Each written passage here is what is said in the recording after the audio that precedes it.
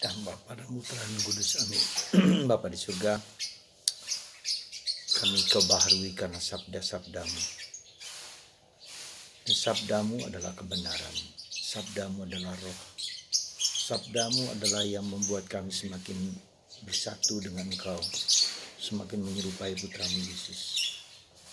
Bantu kami untuk mencintai bukan hanya sabda yang tertulis, tetapi roh Allah yang menghidupkan kami. Terpujilah namamu kini dan sepanjang segala masa. Amin. Saudara, semakin kita mendekati akhir dari masa tahun biasa menuju tahun baru, tahun Advent, kita diajak untuk merenungkan akhir hidup kita, tetapi juga merenungkan awal kehidupan kita yang baru. Yang menarik adalah bahwa Yesus melukiskan bahwa hari terakhir akan lenyap, langit dan bumi akan hancur, akan hilang, tetapi sabdaku tidak akan hilang. Dan ini merupakan sesuatu yang penting sekali bagi kita untuk mencintai sabda Tuhan. Sabda Tuhan itu tertulis yang kita ketahui lewat kitab suci, tapi sabda Tuhan itu juga yang tak tertulis. Yang tertulis itu menjelma menjadi roh Allah yang menghidupkan, menguatkan, meneguhkan kita.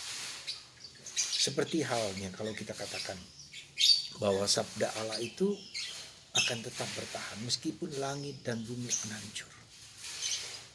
Dan itu menunjukkan kepada kita sabda Allah itu ada dua sisi. Sisi yang pertama sabda yang tertulis yang bisa hancur, ya, yang dari dulu sampai sekarang bisa hancur, tetapi sabda yang tak tertulis, yang sabda yang kita baca itu adalah roh dan kebenaran. Sabdamu adalah roh dan kebenaran. Roh itulah yang menyatukan kita, roh itulah yang membersihkan kita, roh itulah yang menghidupkan kita, roh itulah yang membimbing kita, roh itulah yang menguatkan kita, roh itulah yang mengajak kita untuk menuju kepada Allah dan bersatu dengan Allah dan menguatkan kita. Menguatkan kehendak kita untuk tetap menjalankan apa yang menjadi kehendak Tuhan.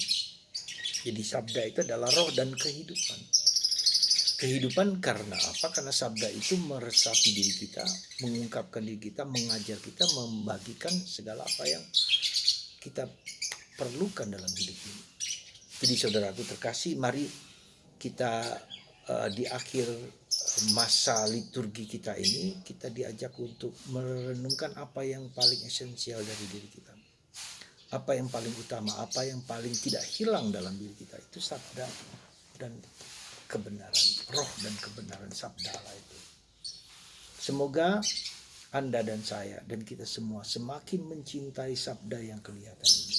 Ya, sekali lagi, ketika mencintai itu berarti saya dengan ikhlas, dengan siap sedia, dengan tulus, dengan tidak ada kesungkanan, tidak ada keengganan, menjadi habitus. Membaca, merenungkan kitab suci itu menjadi habitus, menjadi kebiasaan yang mengalir dari kerinduan dan kecintaan kita pada sabda Tuhan. Jadi segala sesuatu itu menjadi habit, menjadi kebiasaan, karena dengan sendirinya itu membuat kita menjadi lebih tenang, lebih sabar, membuat kita dengan ikhlas, dengan tulus menjalankan apa yang baik yang kita lakukan itu. Jadi itu saudaraku terkasih, tandanya bahwa kita sungguh-sungguh ingin melakukan yang terbaik itu adalah itu menjadi habitus, menjadi sesuatu yang biasa kita lakukan tanpa kesulitan, tanpa keengganan, tanpa kesungkanan. Semoga kecintaan kita akan sabda yang tertulis ini membawa kita bertemu dan berjumpa dengan sabda yang hidup, yaitu Yesus sendiri dan pribadi tertunggal, pribadi Allah yang dalam diri kita.